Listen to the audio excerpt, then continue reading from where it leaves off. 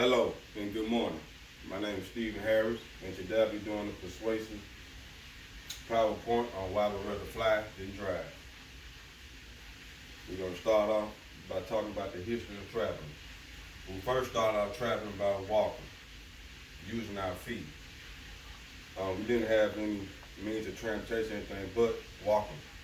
Next, we learned how to use animals for transportation, which is called animal riding. We use mules, donkeys, camels, and horses. Then we had to travel on water. Can't walk on water, so invention of boats. Different types of boats include ships, sailing, speedboats, yachts, and rowboats. After that, trains was invented. After the train, you had the automobile, which was invented in 1885. After the automobile, you had the airplane.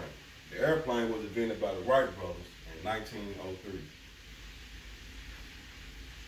Here you go, pictures of different types of transportation. You have your rowboat right here, which is used on water. You have your big fancy yacht down here, which is used to travel on water. You have one of the first model cars that was invented, which is used to travel on land. You got your horseback ride, which is also used to travel on land. Then you have your train, which is used to travel on land as well. Types of airplane classes. You got your single engine, which is used on the land or on the water. And you got your multi-engine, which is also used on land and water. Here go different types of planes. You got your single engine. Here go your twin engine. Your sports plane, which is a single engine, but also a one-person plane. You got the big fancy jet, which is the most expensive plane to ride in. You got the turboprop, which is also some type of form of jet. And you have your cargo plane. This is one of the first model planes that was invented by the Wright brothers in 1903. As you can see, it's not safe. You can't put any type of cargo or anything on it. It just was a model that eventually turned to what we see today. Here goes today's plane. This is the Delta Airline plane, which can sit between 100 to 800 passengers on this type of plane. Fear of flying diagnosis term. First term is aviotophobia. It is defined as a fear of flying.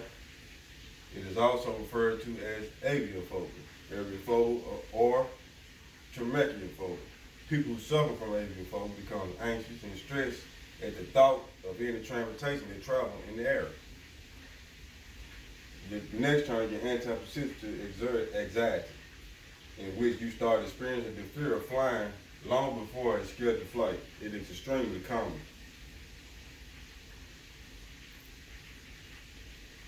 Here goes some more symptoms. You got claustrophobia, fear of closed in or confined spaces, previous bad flight experience, lack of understanding about aviation, turbulence, which make the plane a little rocky at times when you're in the air. You got distorted accounts of airline crashes by the media.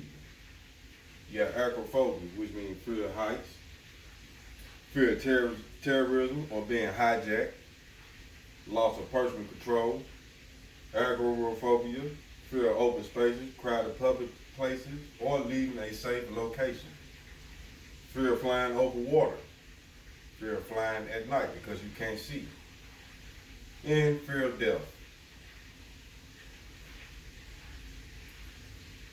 Odds of fatal accident.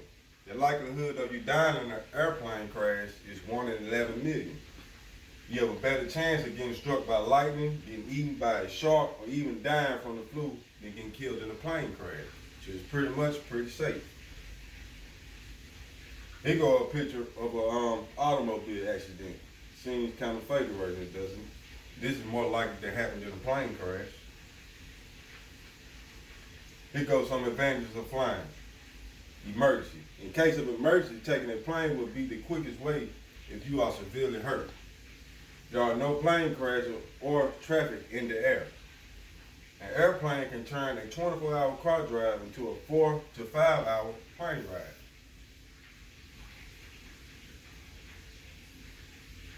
People, fly safe.